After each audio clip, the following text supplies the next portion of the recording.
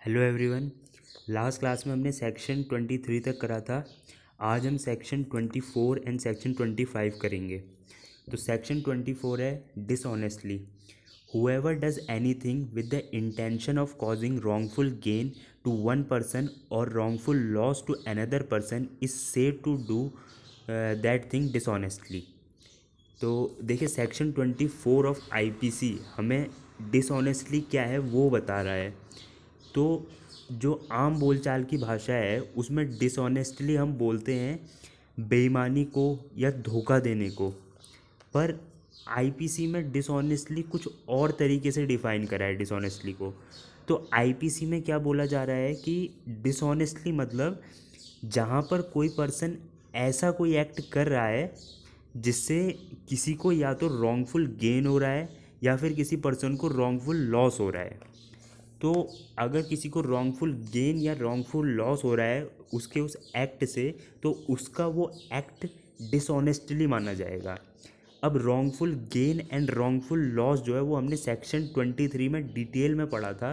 तो wrongful gain क्या होता है?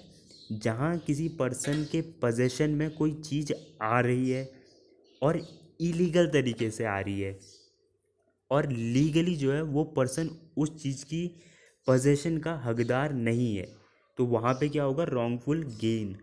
और रॉन्गफुल लॉस क्या होगा?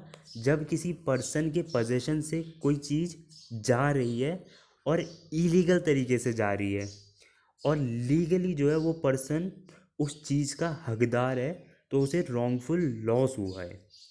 फॉर एग्ज़ाम्पल मैंने सेक्शन 23 में भी दिया था ये एग्ज़ाम्पल कि किसी ने टेबल से जो है मेरी वॉच उठा ली और लेकर चला गया।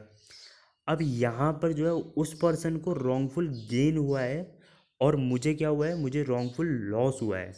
तो उसका जो वो एक्ट है वो डिसऑनेस्टली हुआ है।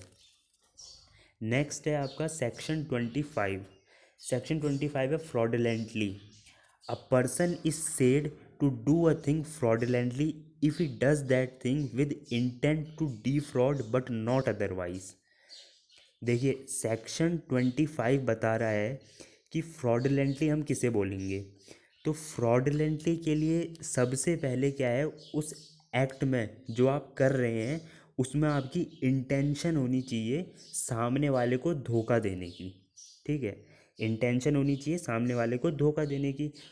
और आपका जो एक्ट है उस एक्ट से किसी को इंजरी होनी चाहिए। अब वो इंजरी इकोनॉमिकल भी हो सकती है और नॉन इकोनॉमिकल भी हो सकती है। मतलब आर्थिक भी हो सकती है, उसमें फाइनेंशियल लॉस भी हो सकता है किसी को, और नहीं भी हो सकता। और हम फ्रॉडलेंटली जो है उसको चेक कैसे करेंगे कि ये एक्ट फ्रॉडलेंटली हुआ है या नहीं हुआ है?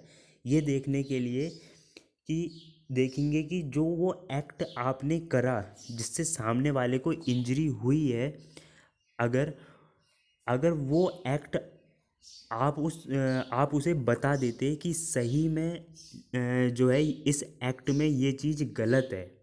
अगर आप उसे बता देते कि ये जो मैं एक्ट कर रहा हूँ इसमें ये चीज़ गलत है, तो फिर ये बात जानकर क्या वो बंदा उस एक्ट को करता या नहीं। अगर वो नहीं करता तो उस एक्ट को हम फ्रॉडलेंटली बोलेंगे। जैसे मान लीजिए आपकी जो है क्लास 12th में 50% आई, पर आपको एडमिशन लेना था दिल्ली यूनिवर्सिटी में। तो आपने क्या करा कि एक फ़र्ज़ी सर्टिफिकेट क्लास 12th का बनवा लिया जिसमें आपकी परसेंट थी 95%, और जो है आपको एडमिशन मिल गया दिल्ली यूनिवर्सिटी में। अब यहाँ पर देखिए आपकी इंटेंशन थी, सबसे पहली चीज़ आपकी इंटेंशन थी धोखा देने की, इसीलिए तो आपने फ़र्ज़ी सर्टिफिकेट बनाया। दूसरा, इसमें इंजरी किसको हुई?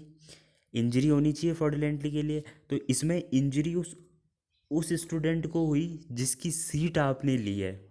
क्योंकि असली में तो किसी एक बच्चे की सीट जो उसके हक की थी वो आपने ले ली, जो उसे मिलनी चाहिए थी। तो इंजरी किसको हुई है? उस स्टूडेंट को हुई है।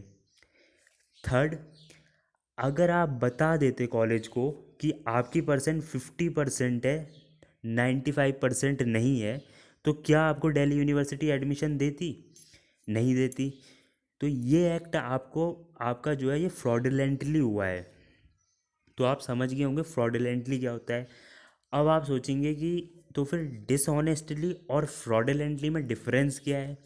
तो देखिए, डिसऑनेस्टली के लिए रॉन्गफुल गेन या रॉन्गफुल लॉस होना चाहिए किसी पर्सन को।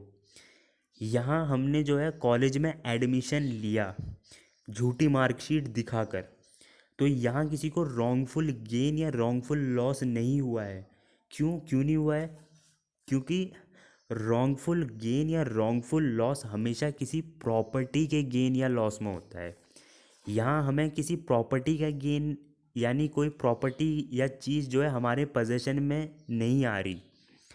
एडमिशन जो है, एडमिशन कोई प्रॉपर्टी थोड़ी है, एडमिशन कोई प्रॉपर्टी नहीं है। ऐसे किसी के पोजेशन से ना कोई प्रॉपर्टी जा रही है।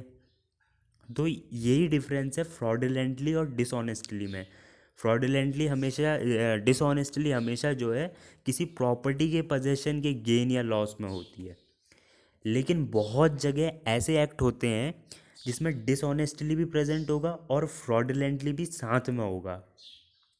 जैसे एग्ज़ाम्पल समझिए कि क्या हो रहा है, आपके पास 500 रुपये का नकली नोट है और आप वो 500 रुपये का नकली नोट दुकान वाले को जाके दे रहे हैं, और आपको पता है कि ये नकली नोट है, फिर भी आप दुकान वाले को जाके दे रहे हैं और उसके बदले 500 रुपये का उससे सामान ले रहे हैं। अब यहाँ पे देखिए, सबसे पहले फ्रॉडलेंटली की रिक्वायरमेंट्स। सबसे पहले फ्रॉडलेंटली में क्या होना चाहिए? इंटेंशन होनी चाहिए। तो आपकी इंटेंशन है धोखा देने की, इसीलिए आपको पता होते हुए भी कि ये नकली नोट है आप उसको दे रहे हैं और उसके बदले सामान ले रहे हैं। तो पहली चीज़ जो है फ्रॉडलेंटली की, वो कंप्लीट हो रही। दूसरी चीज़ क्या है कि किसी को इंजरी होनी चाहिए, चाहे इकोनॉमिकल चाहे नॉन इकोनॉमिकल। तो यहाँ पे जो दुकान वाला है उसको इंजरी हो रही है, इकोनॉमिकल इंजरी हो रही है, उसको लॉस हो रहा है 500 रुपये का।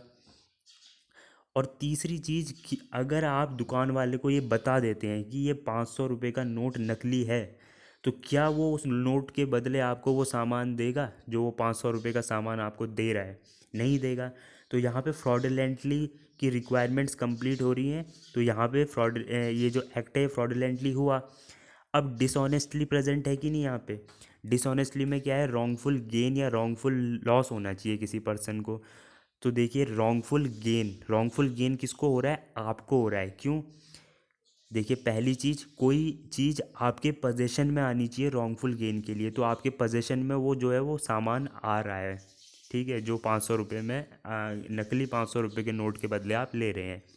दूसरा, वो इलीगल तरीके से आनी चाहिए आपके पोजेशन में, तो इलीगल तरीके से आ रही है।